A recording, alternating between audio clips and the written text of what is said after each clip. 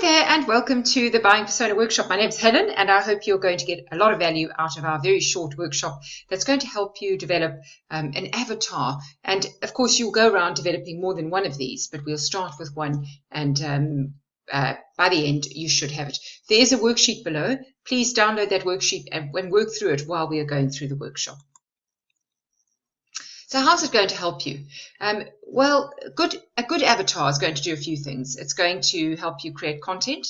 It's going to look at lead magnets, videos, the type of things that you should be creating that your ideal customer wants to read. It's going to help you with paid traffic. So it's going to help you decide where you're going to spend your money and where best to target people. It's going to help you with product creation. So if you think about it, if people have got real problems and you can find out there aren't really products out there to solve those problems, you could come up with new solutions for them. Copywriting. So it's going to help you form the tone, the language that you're going to use, and the offers you're going to make, and the emails you're going to write, and the sales materials. So it's going to help you create very compelling offers that these audiences will take. It's going to help you drill down into problems, and problems are opportunities, and opportunities mean money or sales.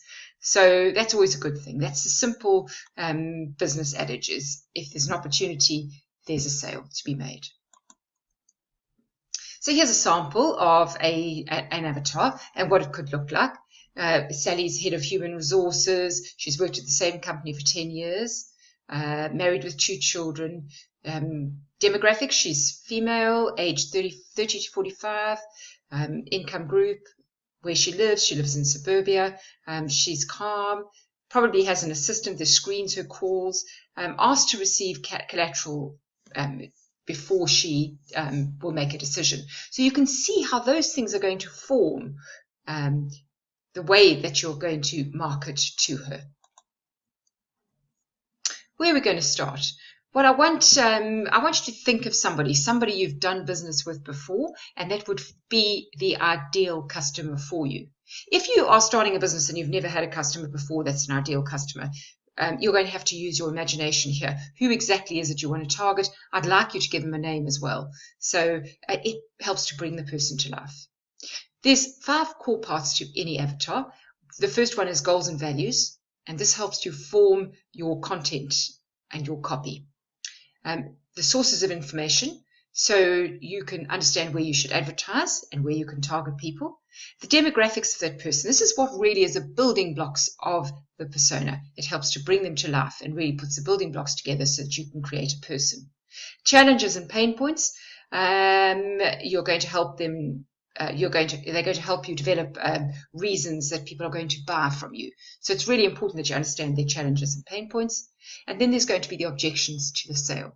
Why do people object to buying your product? So that you can make sure you cover that in your content straight away so that you don't have people not buying from you. Well, better if we go forward. So let's look at goals and values. This is about the heart of the person that you're dealing. So we're going to think about things like where would they want to be? So how are you going to help them achieve their goals in life? How can you help them think about those goals in a professional and a personal manner? So if you look at the goals that Sally or Colleen has here as a student, she wants to graduate college on time. She wants to be financially independent. She wants to stay healthy and active while she's in college. But some of her challenges around those goals are really difficult for her to balance her workload and finding enough time in the day. So the company that was looking at targeting her was a food company that's very affordable, and it delivers food to her house that she can eat while she's studying. And I certainly know when my son was studying for his final exams that he made use of these meal delivery companies because he felt he was getting a good meal, it's nutritious, and he could just focus on his studies. Now we're going to talk a little bit about demographics. The building blocks of someone. You need to think about them. Are they single? Are they married, divorced, or widowed? These will all have an influence on the person and the type of person they are and the type of way they make decisions. Ethnicity, That can play a part, obviously, not with everybody, but with some businesses it's really important because there might be some things that really only matter to a particular ethnic group. Education, do they go to university? Are they school level educated? This can also decide whether they want to deal with you. Perhaps they only like to deal with companies that have a level of university education, so you need to make sure that they're aware of the fact that people on your team do. Think about what they studied. Think about who employs them. What business do they work for? Are they self-employed or do they work for a business? And what type of business is that? Because if you think about it, someone employed at Google would be quite a different persona to the person that works at one of the banks. What industry are they in? So think about that. That's also going to form the basis for your perfect person or your perfect customer. Do you want to sell to somebody who's in IT? Or are you looking to sell to someone who's in education? What is their job title? Where do they live? So you're looking at city, country, state, and you can drill down as much as you like. So it could be a small town near you. Quotes, things that they love. I think this really gives a feel for the type of person they are. I know certainly people that are in the MLM business and in personal coaching and things love people like Zig Ziglar. So they love quotes like, if people like you, they will listen to you. But if they trust you, they'll buy from you. It just helps you think about the tone of the language that person uses. What are they worth? Looking at their salary, also their net worth. So are they homeowners? Do they have an investment portfolio? And these could be important things, particularly if you're a person that sells a financial product. Are they business owners? Are they self-employed? And does that mean they work from home or do they work from an office? Are they a growing business? So they're going to be thinking about taking on employees. And how is this going to help you to present a product to them? So in other words, if you're an HR business or you're a recruitment business and you don't generally deal with smaller businesses, but you're aware that these people are going to grow and that they're going to have budget to grow, it's a very good idea to nurture them until they get to that point. Are they very large? Do they have a secretary or assistant that fields their calls? And how does that impact your marketing? Do they want to start a business? So in other words, they work for somebody else and they're thinking about starting a business. Can you, with your products, help them do that? Or are they network marketers? So in other words, work for a number of companies and earn commission from their deals.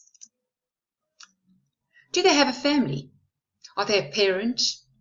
Do they have children? If they have children, what ages are those children? So what sort of impact does it have on their lives? People with children do very different things on weekends than people that don't have children. So if you're in the leisure business, you may have very different messages for parents of young children and parents of older children. Are they based in the city or are they based in the country? Again, this is going to form the messaging that you're going to give them. Are they soccer moms? Do they go and stand on the sideline? Do they go to gym every day? They go to yoga every day? Is fitness and health really important to them and their family? Working or stay-at-home parent? This is important because if they're a working parent, they may have very different challenges to a stay-at-home parent. A mum that's at home or a father that's at home may have sense of isolation, and your product may help them to stay in communication with other parents. Whereas if they are working, they might be time poor, and maybe you've got a product that helps them to be more efficient. Life events. Also, thinking about moving away from their family. Are they in long-distance relationships? Are they in a new job?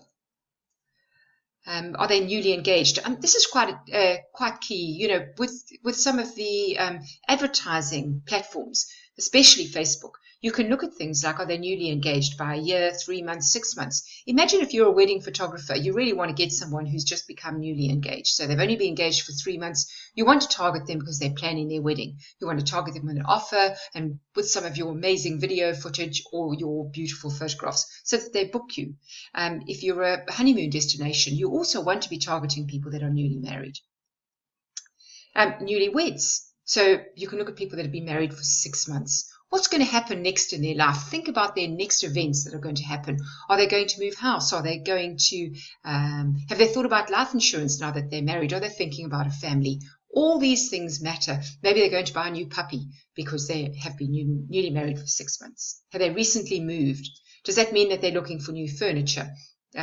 Does it mean because they've newly moved, they might need new house insurance? There's so many opportunities when somebody moves. Have they got upcoming birthdays or anniversaries that are quite significant that you can help tap into? So if you're a hotel chain, maybe you should be looking at someone who's celebrating their golden anniversary.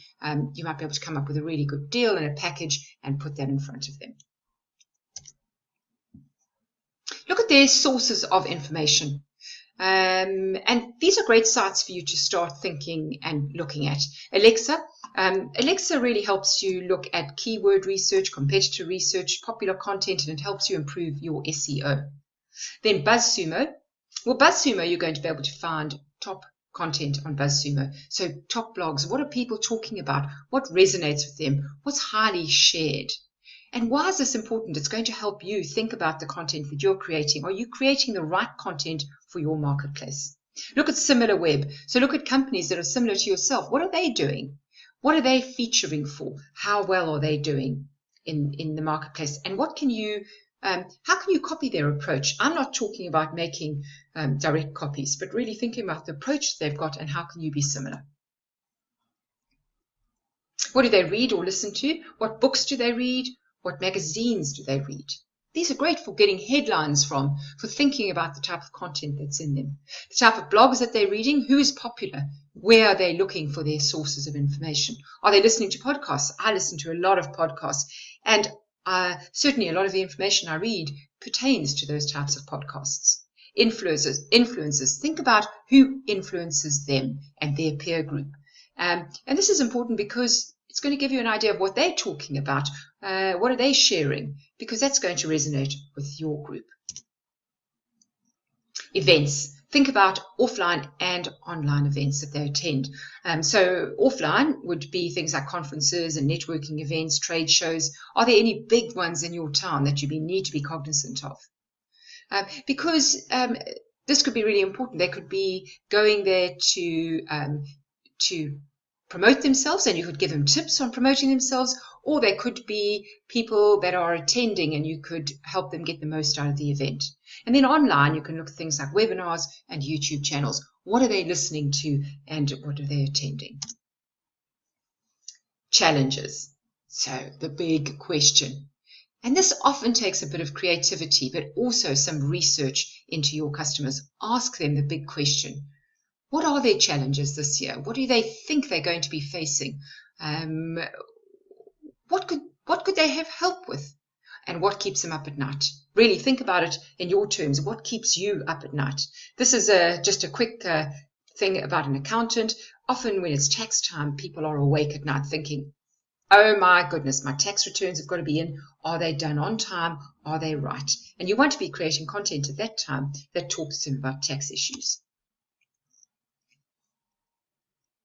Then I want you to think about why they wouldn't buy from you. And the best way to do this is to think about, if you've got a sales team, to ask your sales team to write down the biggest objections. And then I want you to create a spreadsheet with those questions on them and then the answers to those questions. And this is really going to help you to develop content that's going to help people overcome an objection before they've even bought from you. So you can create content. So you could create frequently asked questions section on your website. You can do videos to help them overcome those. You could do blog posts. So that covers that content. And if you're not sure, just go ahead and do research. This is a really key element of your marketing. So don't short circuit on it. Do some research. And then other interesting information that you could find out about your avatars, because this really helps when it comes to targeting on Facebook, LinkedIn, anywhere that you're going to target your audience and pay some money to get in front of them. I mean, think about, do they own a car? Do they give to charity? Are they people who volunteer? And how can you use this information? Are they early technology adopters, or do they find technology difficult? So in other words, there might be a learning curve for them to use your product. And if they do use technology, what technology are they using the most? So if they're mobile people and your website's not mobile friendly, that could be a huge problem. And then start with, do they buy online? If they don't buy online, they probably do all their research online. Or do they get to a point where they buy, but not past a point? Do they buy up to a certain value and then not beyond that? Or do you need to have a lot of pre-sale information on your website and content, and then have a really good way for them to be able to contact you, make it easy? You've got to know this. Devices. Do they use laptops, tablets, phones? And then what type of phones? Are they using iPhones or Android? And think about their buying habits. Do they buy things for their business? And what are those things that they are buying for their business? Do they buy office supplies? Are they a person that buys that?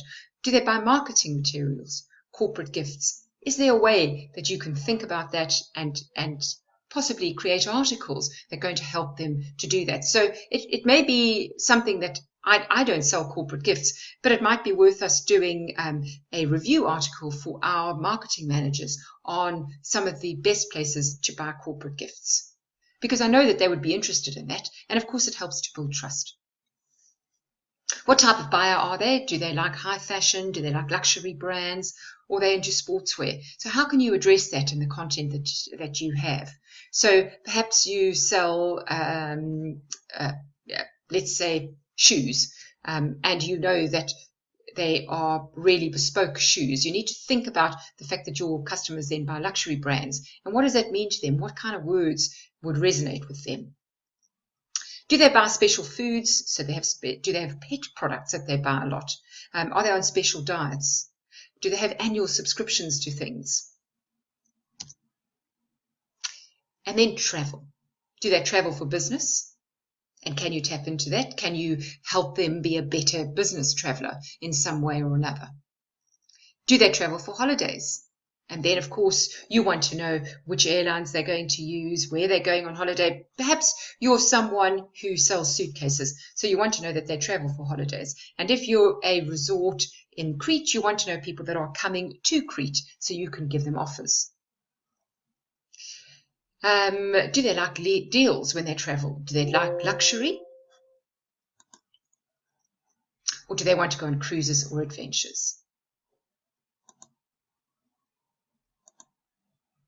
Then one very good way is to explore LinkedIn. Look at groups and similar people, top influencers. What do they talk about and what groups do they join? Because you can find similar people there. Then talk to your target audience. I can't stress this enough. Talk to your audience, ask them questions, ask them these questions. People are very happy to give you help, and build more than one persona.